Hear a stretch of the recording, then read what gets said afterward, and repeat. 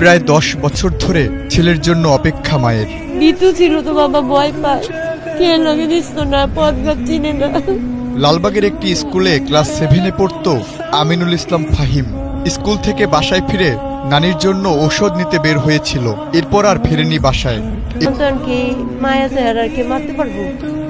আর মারতে পারবো বাবা? কেউ আর কেউ মারতে পারবে না। 2022 সালের ফেব্রুয়ারি থেকে 2023 সালের জানুয়ারি পর্যন্ত ডিএমপির থানাগুলোতে 5937টি নিখোঁজ জিডি হয়েছে। প্রতিদিন ফাহিমদের মতো গড়ে 16 জন মানুষ হারিয়ে যাচ্ছেন এই শহর থেকে।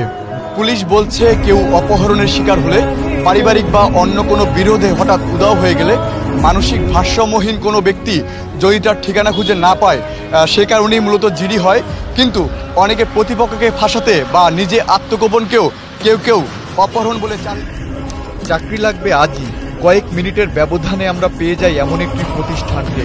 আশ্বাস মেলে জীবন বৃত্তান্ত নিয়ে 1 ঘন্টার মধ্যে গেলেই চাকরি হবে। কোম্পানির নামটা কি বলুন? ও মেড ক্লিয়ার। সিভি টিভি নিয়ে আসছি, আসবো কখন একটু যদি বলতেন। আমার কাজটা কি হবে?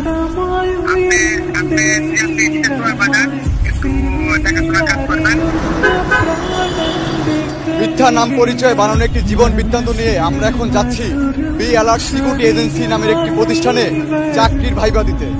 গন্তব্য উত্তরার আজমপুর।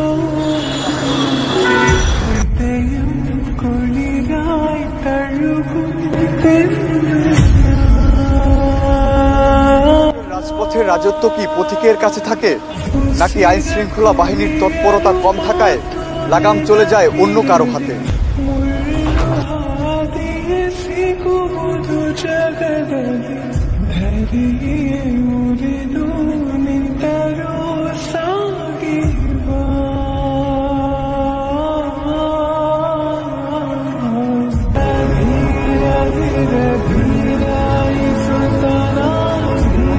দেখে কি বোঝার উপায় আছে? 4-5টি বহুতল মার্কেট ছিল এখানে, তা মাত্র কয়েক ঘন্টা আগে বিধ্বংসী আগুন বিচ্ছিন্ন করে দিয়েছে এখানকার স্থাপনা সহ ঈদের পোশাক বাণিজ্য। নতুন ভোর এ পরিস্থিতিতে ব্যবসায়ীদের কতটুকু আলোর পথ দেখাবে তা জানেন না কেউই। নাহিদুর রহমান, এখন ঢাকা। ডাক্তার জাফরুল্লাহ চৌধুরী গণমানুষের জন্য আজীবন কর্মমুখর এক ব্যক্তিত্ব।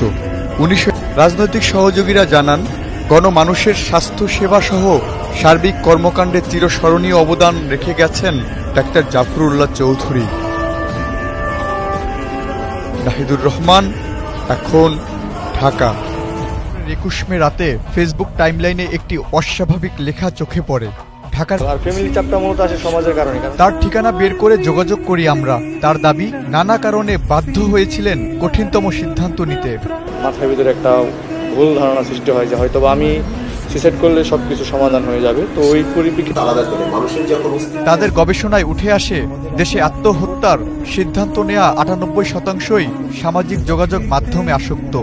সোশ্যাল মিডিয়ার প্রভাবের কারণে বিশেষ করে কিশোর তরুণদের মধ্যে আত্মহত্যার প্রবণতা বেড়ে গেছে। লাইভে এসে অনেক আত্মহত্যা করছেন, বাংলাদেশেও করেছেন, আপনি দেখেছেন। এই বিষয়গুলো এবং আত্মহত্যার বিভিন্ন উপকরণগুলো সোশ্যাল মিডিয়া আলোচিত হওয়া, অনেকে সোশ্যাল মিডিয়া আত্মহত্যা কিভাবে করবে জানতে চায় এবং তার বন্ধুরা কিন্তু তাকে সেটি বলে। ফলে এই বিষয়গুলো কিন্তু মানুষকে একটি ঝুঁকিতে ফেলে দেয়। ডিজিটাল ডিভাইস ব্যবহারের ফলে নতুন প্রজন্মের অনেকের উপরেই প্রভাব পড়ছে। নানা বেআইনি ক্ষতিকর প্রতারণায় জড়ান অনেকেই। গবেষণা বলছে, কিশোর গ্যাং, উগ্রবাদ, আবার কারো শেষ ফয়সালা হয় আত্মহত্যায়। নেট দুনিয়ার মহাসাগরের সৌন্দর্য উপভোগের চেয়ে যেন ডুবে মরা তালিকাটাই দীর্ঘ। যারা সোশ্যাল মিডিয়া ব্যবহার করে না তাদের মধ্যে কিন্তু আত্মহত্যার প্রবণতা তুলনামূলকভাবে কম। ভার্চুয়াল পৃথিবী মানুষকে প্রতিদিন আলাদা করছে কাছের মানুষ থেকে। পারিবারিক বন্ধন পারে সোশ্যাল। চাকরি যেন একটি সোনার হরিণ, আর এ সুযোগ কাজে লাগিয়ে কোটি কোটি টাকা হাতিয়ে নিচ্ছে কিছু অসাধু চক্র। রাজধানীতে ব্যাঙের ছাতার মতো গজে উঠেছে এসব চক্র। এদের দৌরাত্ম্য কমাতে দ্রুত পদক্ষেপ নেওয়ার দাবি বিশেষজ্ঞদের। নাহিদুর রহমান, এখন ঢাকা।